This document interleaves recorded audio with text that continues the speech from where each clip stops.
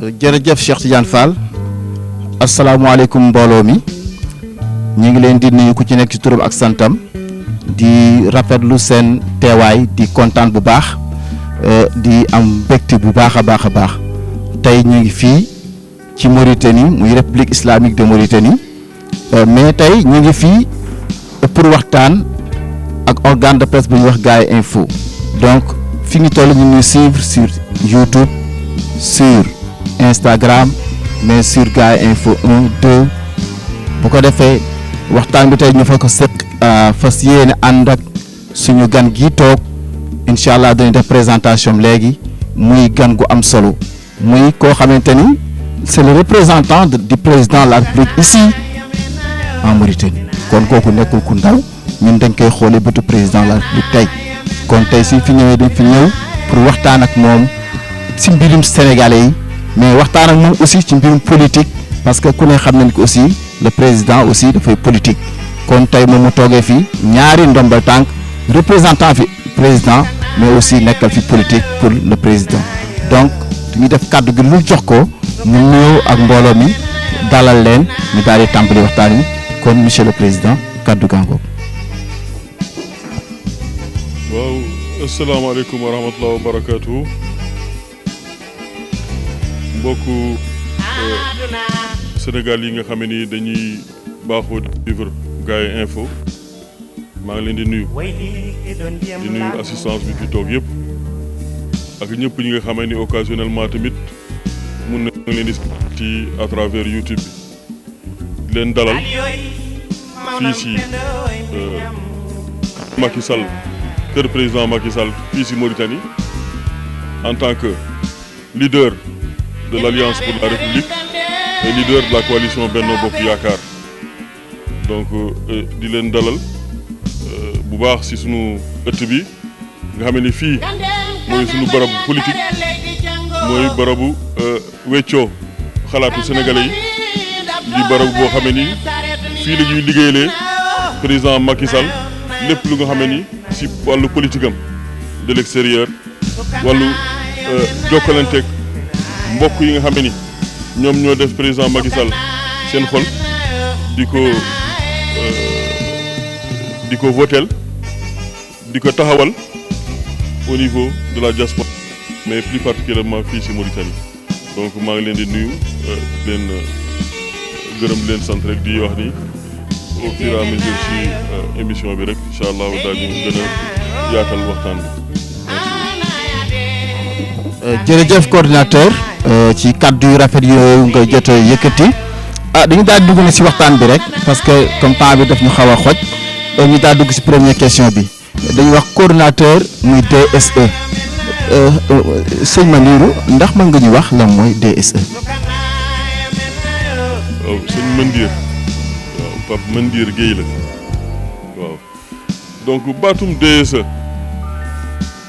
ñi nga xam ne xamuñu Alliance pour la République ni mu tëddee naam militant yëpp ku nekk si ñoom war na ko xam parce que ñoom ñëpp jël nañu en compte statut bi ak règlement intérieur du parti bi ba ñuy adhéré suñu xoolee organisation wu Alliance pour la République dafa am loo xamee ni organisation bu nekk Sénégal la mais ñoom tamit dañu organiser de telle sorte que ni fépp xamee ni au niveau de la diaspora parce que bu ñu fàttali diaspora moom mooy parti wu Sénégal bi nga xam ne moo njëkk gëm président Macky Sall donc dafa nekk loo xam ne dafa soxal président Macky Sall moom ba muy toog wala sax balaa muy toog dafa organiser parti de telle sorte que ni diaspora boobu dañuy nekk benn ramification organisé wu tamit donc si organisation boobu dañu ko créé li ñuy wax ay DSE DSE nag su ngeen ko déggee mooy délégation des Sénégalais de l'extérieur moom mooy ramification wu parti bi au niveau de la diaspora DSE délégation des Sénégalais de l'extérieur c'est par pays donc si lim am nañu 47 DSE à travers le monde donc am na fii di Mauritanie am na Maroc am na Égypte am na Tunisie su ma jàppee si fànn bi nga xam ne moo ñu gën jege parti bi nga xam ne moo ñu gën jege bokk ak ñun département am na tamit Libye ak Algérie mais lii particularité Libye ak Algérie c'est que commencé guñ foo voter parce que DEC tamit si politique am dafay réunir population président Macky Sall si diaspora bi mais aussi lépp li nga xam ne moom mooy soxal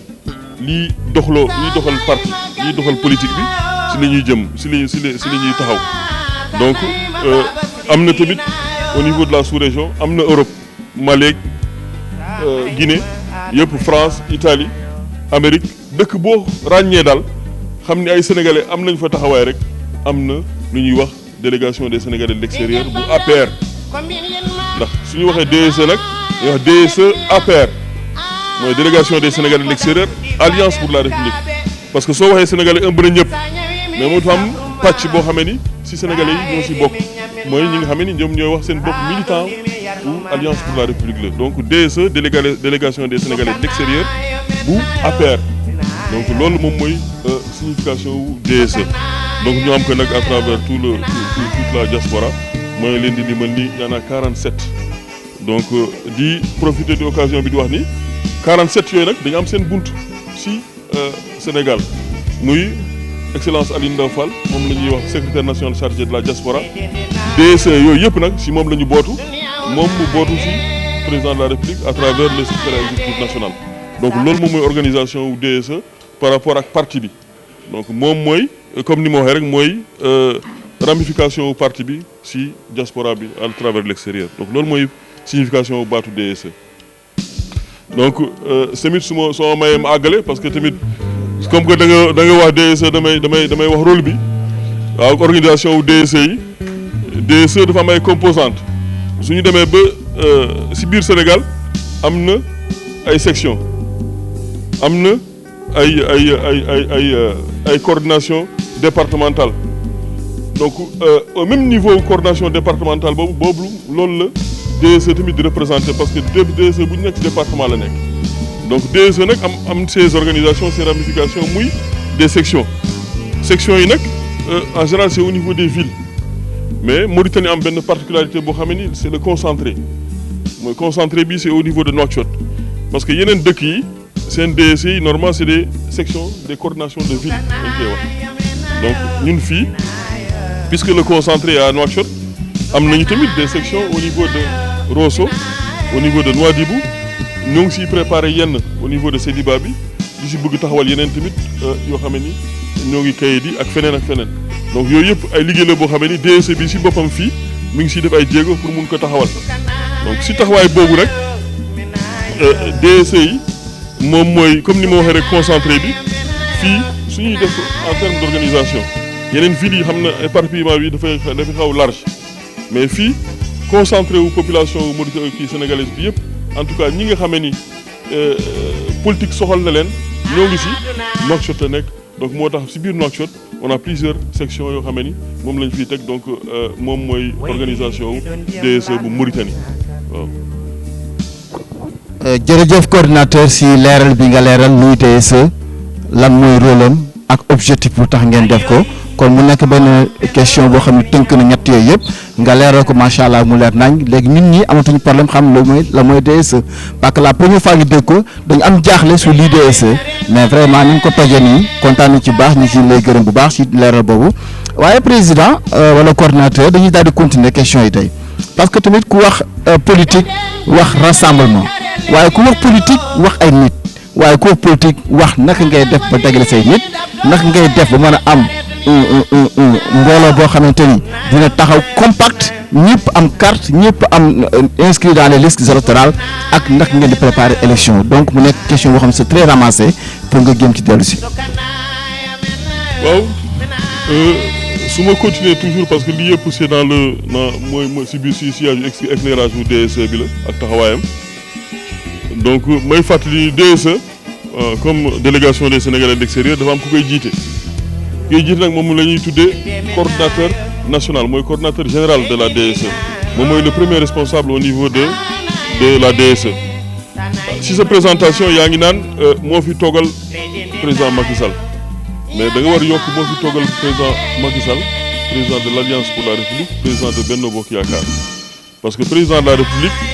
ki ko fi toogal en tant que tel ambassadeur la wante ñun si wàllu politique bi lañ ko toogal donc c'est une partie mais si ñu delloo si politique boobu nag dañuy dellu rangé wu si gannaaw excellence Moustapha Ndour bi nga xam ne moom moo fi ambassadeur si cadre communauté bi donc moom moo fi toogal président de la république ñun ñoo fi toogal président Macky Sall président wu Benno Bokk Yaakaar président wu APR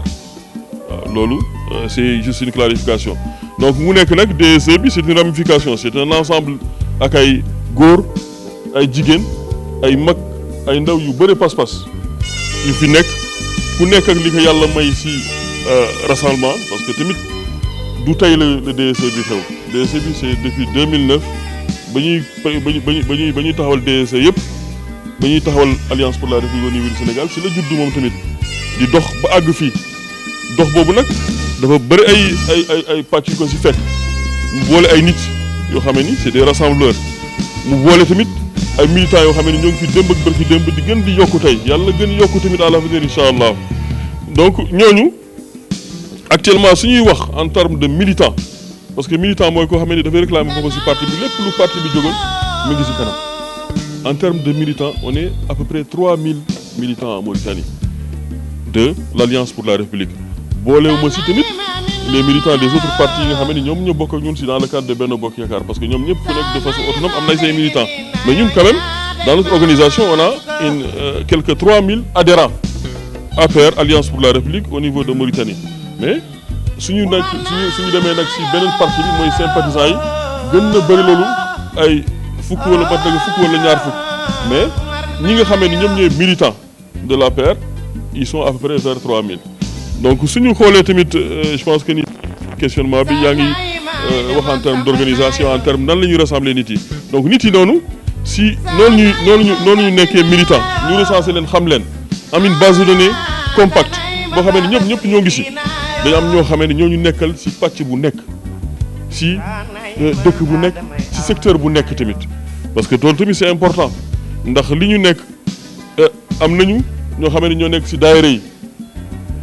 am na ñu nekk si këru diine yi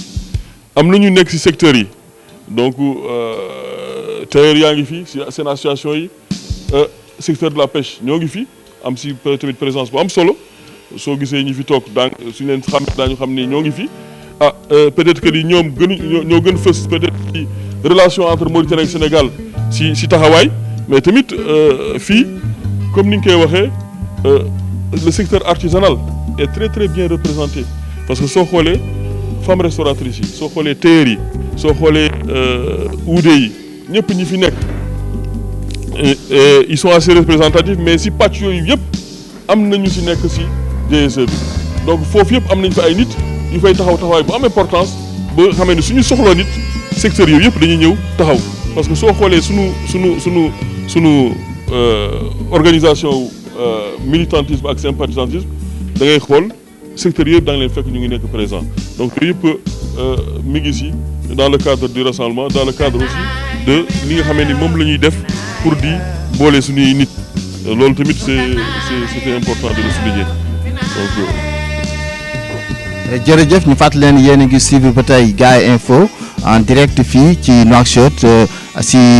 le coordinateur monsieur Pape Mandir Gueye bi nga xamante ni moo fi représenté le président Macky Sall au niveau politique de l'APR donc c'est à préciser na ko léegi parce qu'il y a l'ambassadeur qui est le représentant du président de la République en tant que institution mais en tant que parti politique moom APR moom moo fi nekkal le président de la République du Sénégal et donc mu def liggéey bu am solo ñu gis ko léegi ku dégg ay waxam xam ni kii il a maîtrisé son sujet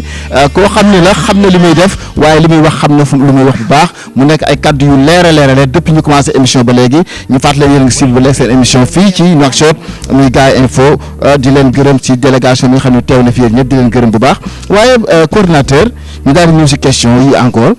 ku wax politique wax coalition di nga wax xëccoo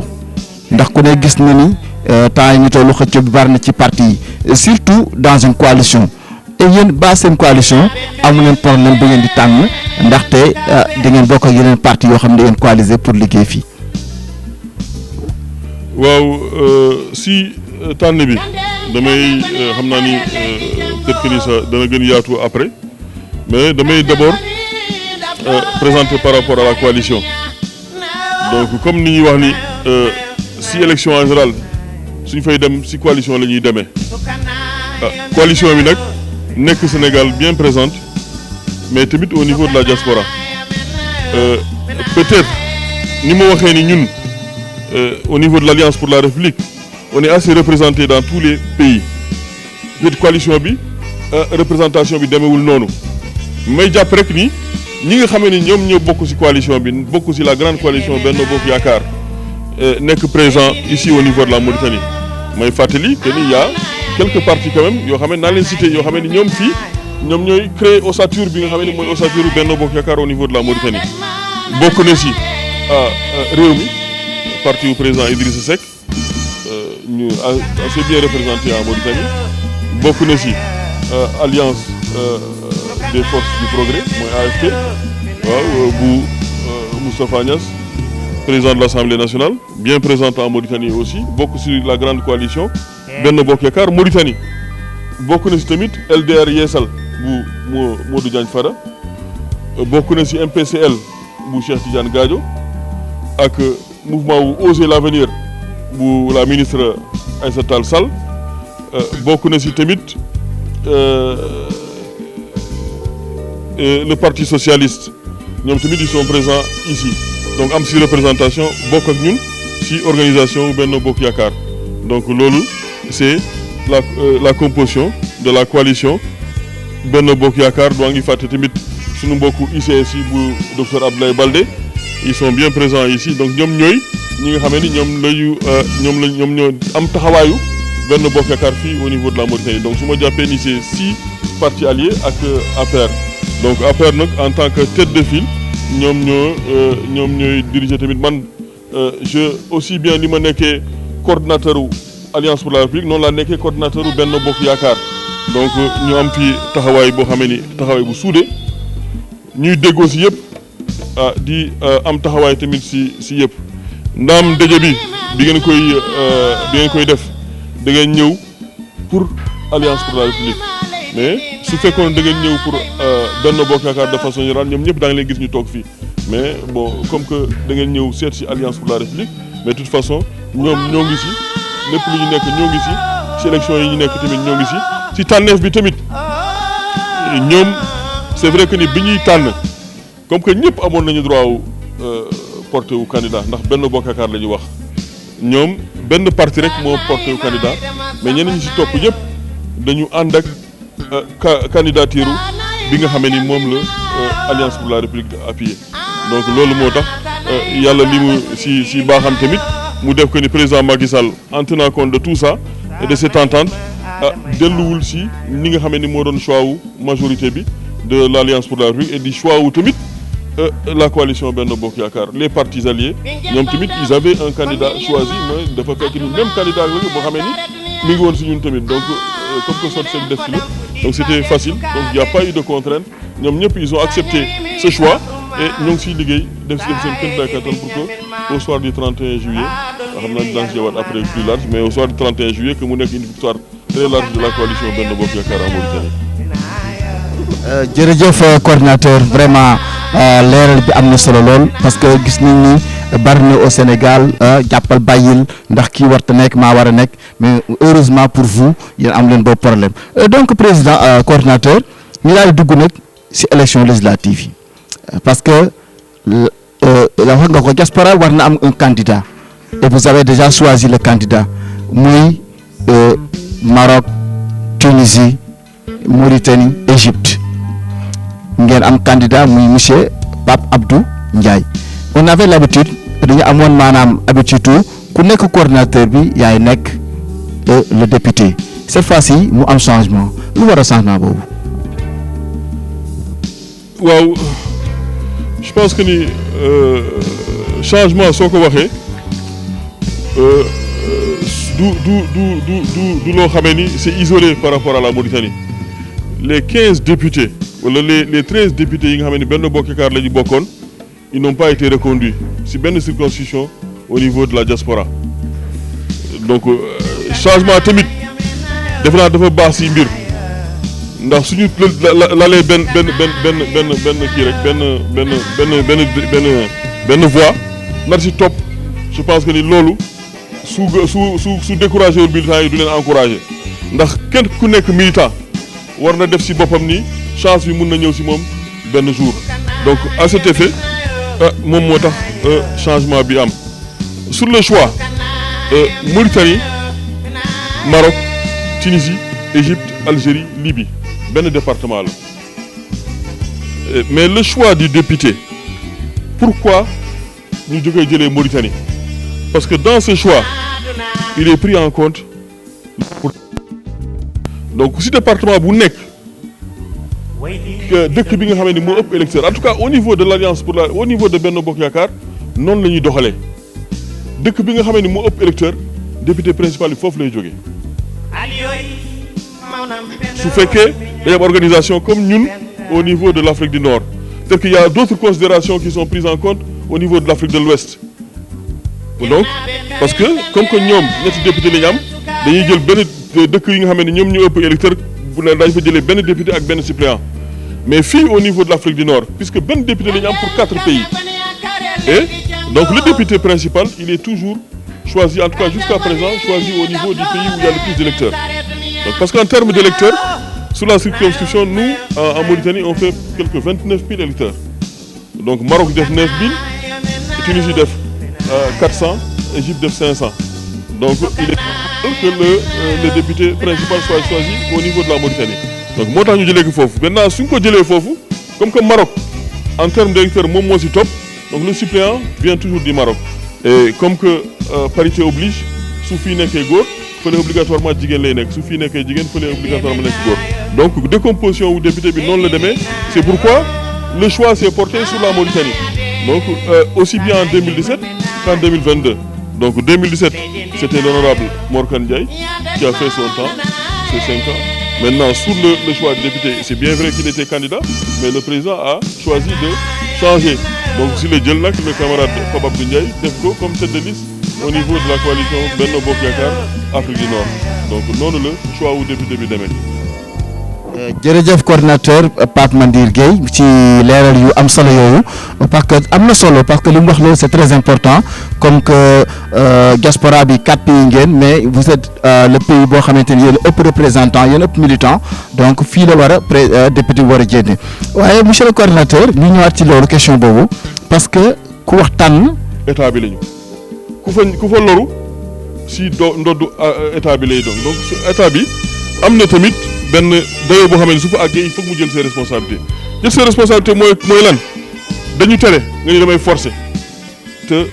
force reste à la loi donc doole ak karange loi état moo ko yoreel ko nag amel ko tout un citoyen donc moo tax suñu defee loolu état taxaw ni mu war taxawee c'est que dafa jàpp ni taxawaay boobu moom mooy régler karangewu dëkk bi yëpp donc buñ ko gisee leneen lu dul suñ la soo ñaanee ñu may la nga bëgg demaat mais ni ngay demee waatee bokkul ak ni nga demee woon loolu nag je pense que ni état def si jël responsabilité loolu rek la toll amul beneen leneen lu si xew parce que su fekkee yow da nga wane si ces démarches que ni da ngay dem non pas pour manifester mais pour yàq donc je pense que ni état doit prendre les devants donc xam naa ni loolu moo tax li xew démb xew te au fin de la journée ku nekk dem na activité am te tey tamit ñëpp a ngi dem seen activité te état loolu lay wut donc je pense que ni moom moo gën essentiel ñun tamit ñi nga xam ne ñoo ne à l'extérieur daf ñuy gën yokku wóolute ni ñëpp ñi nekk suñu mbokk yi nekk foofu ñoo ngi si jàmm ak salaam donc xam naa ni ba ñuy dem si ba ñu tàmbalee émission bi si le candidat à la députation ñëw toog muy le camarade Pape Abdou Ndiaye nga xam ne ni moom le président teg muy tête de liste Benno Bokk Yaakaar au niveau de l'Afrique du Nord xam naa ni dana du ñàkk mu sànni si ay kàddu waaw. jërëjëf coordinateur Pape Mandir Gueye ci leeral yi nga xam ne jot nga ko leeral fii yëpp ak suñu laaj yi fi am di kontaan ci yow bu baax di la gërëm bu baax mais di gërëm aussi sa compatriotes yi nga xam ne yi nga toogal fii yëpp say camarades de parti ñu ngi leen di gërëm bu baax si teewaay bi ngeen teew surtout jigéen ñi waaye Pape Mandir balaa ñu lay bàyyi ce mot de la fin pour que ñu mën a gis après waxtaan le candidat. waaw ñun moom comme que si période élection la ñu nekk mot de la fin bi tout le temps conclusion yi mooy la remobilisation des troupes di wax rek comme ni ma ko souligné sànq l'importance de ces élections si président Macky Sall mais tamit si ñun comme que c'est l'élection des premières man tamit en tant que dirigeant de Benno Bokk Yaakaar c'est ma première naam nekkoon naa fi sax mais mooy la première fois boo xam ne man maa nekk ci kaw donc moo tax élection bi yëpp li mu ëmb pour que mu soxal ñu def ci lu ñu mësul def dafa bëre donc loolu moo tax ñu am ci taxawaay bi donc di woo tous les militants tous les sympathisants ñëpp ñi nga xamee ni président Macky Sall dañ ko def seen xol même Mauritaniens yi maa ngi leen di woo ndax tamit man maa doon j'avais l'habitude de dire même la Mauritanie vote pour le président Macky Sall waxin la du ñu sànni carte mais daañu def seen kéemtalaay kattan même si xol ñu yéene président Macky Sall li muy wut mu am ko donc je pense que ni moo tax nag liggéey fi xaw yomb donc pour cela ñuy vraiment di remercier toutes les autorités mauritaniennes yi nga xamee ni lépp lu ñu fi bëgg def en tant que parti de la mouvance présidentielle dañu koy yombal ba mu yomb que mu nekk campagne que mu nekk suñu déplacement yi démb keroog bi ñuy dem Rosso ak bi ñuy dem Nouadhibou yëpp wan nañ ñu ko parce que lépp loo xamee ni c'est la mouvance présidentielle ñoom am nañ ci taxawaay bu ñu ci taxaw donc yombal ñu tamit liggéey bi donc cette facilité nag dama siy woo toute la coalition Benno Bokk Yaakaar ñu gën taxaw ñu gën yokk pas-pas yi naam fàttali rek la parce que ñoom ñoo ngi si bu baax donc ñu gën yokk pas-pas yi ndax taxawaay bi méngoog li nga xamee ni moom la ñuy mbébét pour le 31 juillet 2022 balaa midi ñu taxali ko gars yi incha allah. ok jërëjëf si kàddu yooyu la ñuy daal di teqal ko suñu invité bu dëkkoon le coordinateur de l'APR ici au niveau de la Mauritanie muy Pape Mandir Gueye di nga xamante ni vraiment il n'a ménagé aucun effort pour que suñu question yi vraiment mu indi ci ay leeral yu leer vraiment ñu ngi koy gërëm ci loolu di ko sant ci loolu di sant bu baax mbooloo mi fi jot a teew di sant góor sant jigéen sant mag sant ndaw mais di sant tout la Benno Bokk Yaakaar bi nga xamante ni c'est la coalition bi nga xam ne moo nekk fii au niveau de Mauritanie kon jërë ngeen jëf mbokk yi yéen doon suivre seen émission bi nga xamante ni ñu ngi ko amal fii ci Nouakchott muy Gaye Info mi nga xam ne sur YouTube sur Instagram mais aussi sur Gaye Info 1 et 2 jërë ngeen jëf ba beneen yoon macha allah. moom la ñu teqal Guèye autant pour moi moom la ñu teqaloo léegi waaye ñu war a waxtaan ak ki nga xamante ni mooy le candidat à la candidature de la députation pour la diaspora bi nga xam ne Afrique du Nord mu am ñeenti pays wala juróom l'Égypte le Maroc la Mauritanie et Tunisie waaw boobu nag moom le président tànn parce que ku wax tànn di nga bàyyi donc président ñu ngi lay nuyu. Salaamaaleykum wa rahmatullah salaamaaleykum wa rahmatullah maa ngi leen nuyu baax a baax di leen ziar di nuyu Cheikh mu lay nuyu di nuyu seen rajo télévision bi ñu koy wax Gaye Info di nuyu seen collègues yi di nuyu aussi sama camarade de parti yi nga xamante ni tey jii ñoom noo nekk fii di rafet lu baax liggéey bi nga xamante ni moo ngeen def muy liggéey journaliste qui consiste à donner l'information au niveau du public et à temps réel muy liggéey bu noble aussi ñu leen di ñaan seen mission boobu yàlla na si yàlla teg loxo ba fi ngeen ko bëgg àggale mu àgg fa si jàmm ak salaam mais di leen nuyu di nuyu seen kilifay kër parce que xëy na peut-être que tey jii bokk na si yombalal liggéey bi tey ba ngeen àgg si fii noonu lañu nuyoo aussi Pape Mandir Gueye mooy suñu kilifa fii au niveau de Benno Bokk Yaakaar de l'APR waaye nag di nuyu xam nga suñuy wax politique moom il faut nu nuyu suñu kilifa yu mag yi di nuyu le président de la République bi nekk fii si dëkk bi Mouhamed Ould Cheikh Ahmed Ghazouani di ko nuyu baax a wax mais aussi di nuyu le président de la République monsieur Macky Sall parce que aussi si politique moom nag maa ngi leen di gërëm di leen sant. jërëjëf monsieur Pape Abdou Ndiaye xam naa sant moo xaw a naqari am ngeen tey nga toogal waaye ñu ngi kontaan bu baax di la recevoir fii ce plateau c'est Alpha à kon mooy suma sëriñ kon maa ngi koy nuyu bu baax di ko tatagal ci maanaam leeral bi nga gëstale waaye Pape Abdou dañuy daal di ñëw si question directement parce que ku ne xam na ni Benno Bokk Yaakaar c'est un grand parti c'est une grande coalition bi nga xamante ni y a 5 ou 6 partis yoo xam ne ñu ngi ci yow ñu xëy tànnal la yow loolu nekk na yaakaar naa une fierté boo xamante ni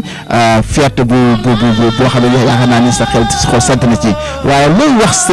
say morom yi nga xamante ni yéen doon bëggandoo affaire bi yàlla def yow nga jël ko. dañuy sant yàlla bu baax a baax remercier le président de la République son excellence monsieur Macky Sall si choix bu mu porté sama personne c'est un choix mais choix la bi nga xamante ni dañu sama camarade de Benno Bokk Yaakaar yi ak APR ñoom ñoo ko orienté ñoom ñoo ko jiite parce que damay faral di wax ni président de la République xëy na moom ñëwul fii xëy na mën na umpale sax li nga xamante ni moo nekk si biir parti bi réellement mais tey jii su demee ba jël choix am porté ko si man c'est parce que xëy na am na manifestation bi nga xamante ni sama camarade de parti manifesté nañ ko envers moi c'est-à-dire c'est un choix qu'ils ont porté vers moi loolu nag ma leen siy gërëm di leen sant de la même façon aussi samay camarades de Benno Bokk Yaakaar parce que quand il s'est agi quand même de choisir ils ont fait un écrit devant assistance pour jox ko kilifa gi nga xamante ni moom moo fi ñëwoon ànd ak commission bi nga xamante ni moom le président de la République envoyé woon et ñoom tamit ñu lire bataaxal ba devant assistance pour wane ni man mi sama choix seen choix ñoom si man mii naan ko porté loolu aussi xëy na peut-être que bokk na si li posé sur la balance ba nga xamante ni président de la République porté na choix am si man mais ñi nga xamante ñooy sama camarade que ce soit de l'APR que ce soit de Benno Bokk Yaakaar aussi maa ngi leen di remercier bu baax a baax parce que xam nga benn poste candidature rek la woon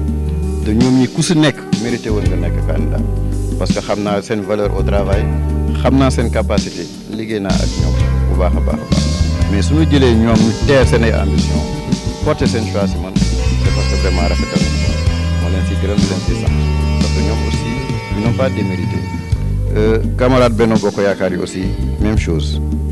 ñoom tamit ils ont préféré taire leurs ambitions et porter sama candidature défendre que soutenir que jusqu'à ce que le président de la République m'a choisi ma leen si remercier nag tous autant qu'ils sont que ce soit les camarades du Maroc parce que bi affaire bi amee ils m'ont appelé ils m'ont félicité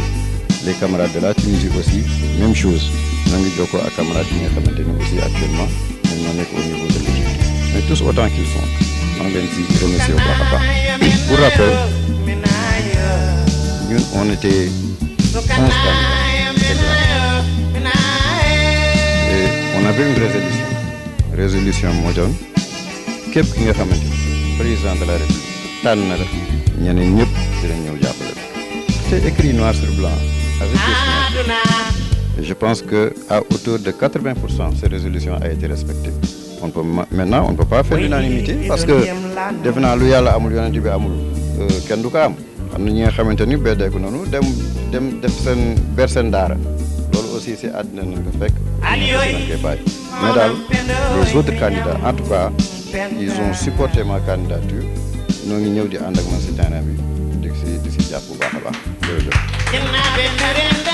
jërëjëf monsieur Pape Abdou Ndiaye si leeral yooyu nga indi ci question boobu waaye Pape Abdou dañuy daal di continuer parce que ku ne gis na la législature boo xamante ni moo jàll au niveau de députation du Sénégal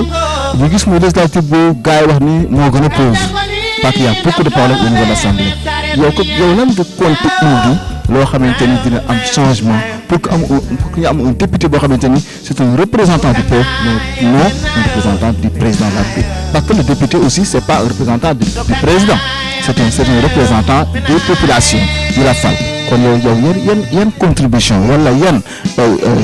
suggestion yoo xam ni war nga ko indi pour que la nouvelle législature soit une législature respectée et respectable. waaw jërëjëf si question boobu xam nga nag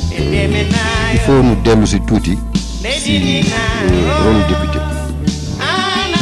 parce que le rôle d'un député c'est de voter des lois c'est aussi de suivre l'effectivité